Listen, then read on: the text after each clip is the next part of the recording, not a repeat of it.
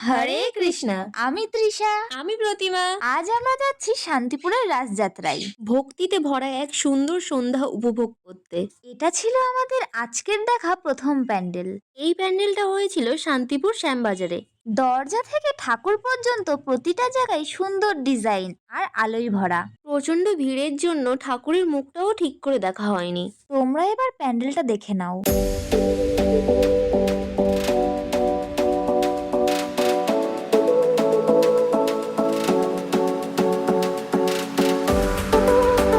প্যান্ডেলের ভেতরে যেমন ভিড়, বাইরে ঠিক ততটাই ভিড়। ভিড়ে আমাদের দুজনের অবস্থা খারাপ হয়ে যাচ্ছিল।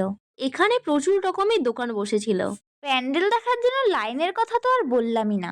সেকেন্ড নাম্বারে আমরা দেখেছিলাম এই প্যান্ডেলটা। জায়গাটার নাম ঠিক মনে নেই, কিন্তু ঠাকুরটা দারুণ ছিল।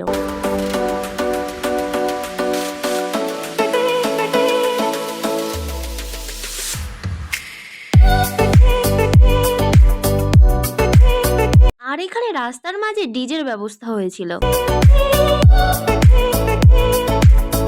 এখান থেকে বের হওয়াটা খুব চাপের ছিল। তারপর চলে গেলাম আরো একটা প্যান্ডেলের উদ্দেশ্যে।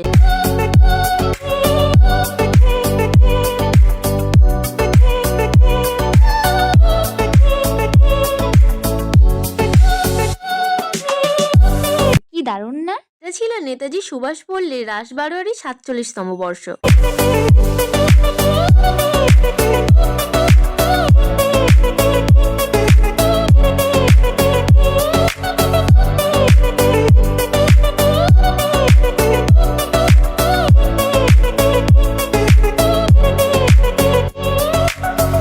আর সত্যি বলতে ঠাকুরটা ছিল খুবই কিউট। এই ভিড়ের চাপে ৩টে প্যান্ডেল দেখেই আমাদের অবস্থা খুবই খারাপ হয়ে গেছিল।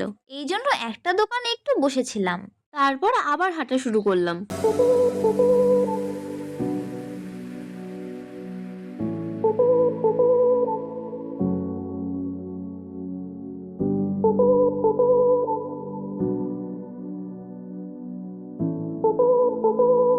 আর দেখতে চলে গেলাম আমাদের চোখে দেখা সব থেকে সুন্দর প্যান্ডেল, অপারেশন সিন্দুর। अर्जुन से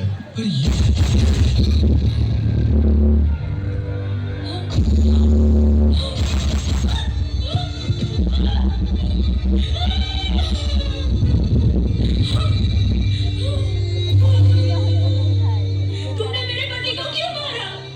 मुझे भी मार दो।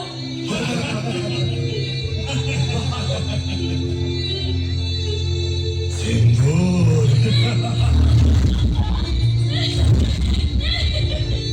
चल तुझको छोड़ दिया।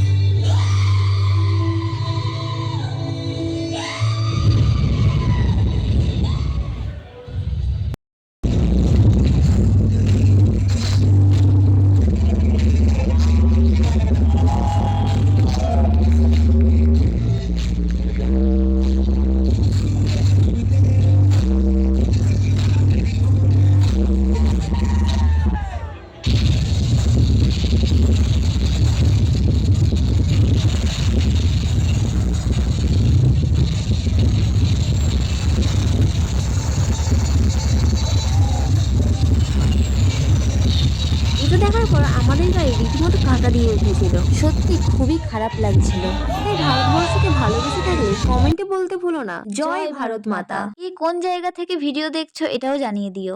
আজকের জন্য এইটুকুই, টাটা।